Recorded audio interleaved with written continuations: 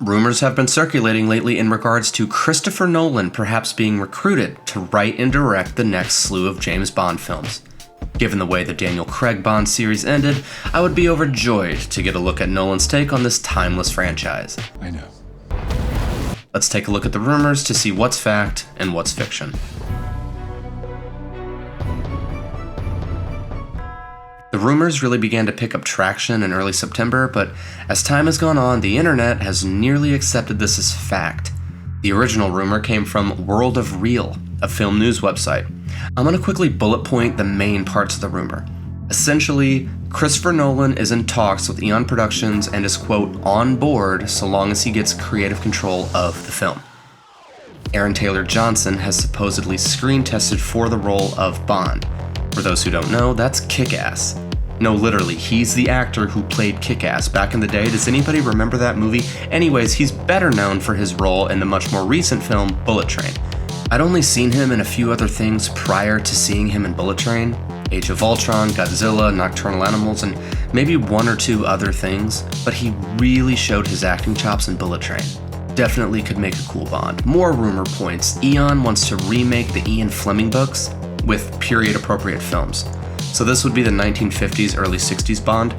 An adjacent rumor is that Nolan is actually the one who wants to make the period piece Bond films, and the production company doesn't, and they're sort of bickering over that, but anyways.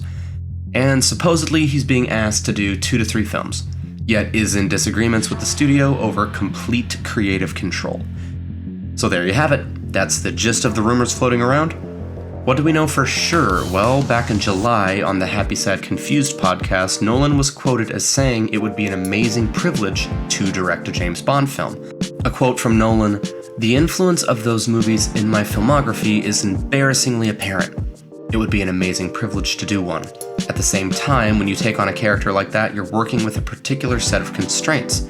It has to be the right moment in your creative life where you can express what you want to express and really burrow into something within the appropriate constraints, because you would never want to take on something like that and do it wrong," end quote.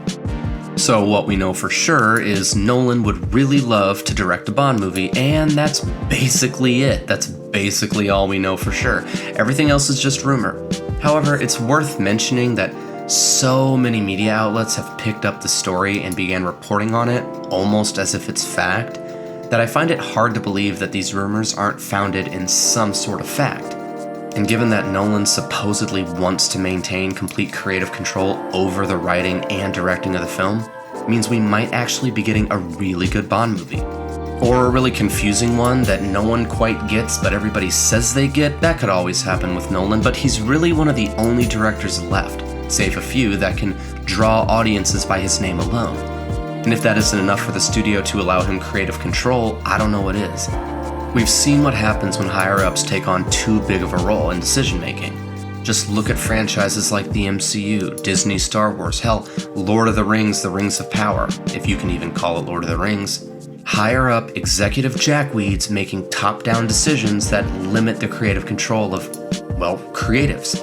They muck up the entire project by trying to control the narrative, and it's a recipe for disaster. Let's hope the rumors are true, let Nolan make a Bond movie, and let Kick-Ass be the star. If you like this sort of content, consider subscribing and liking the video. If you love this sort of content, consider becoming a member. See you in the next one.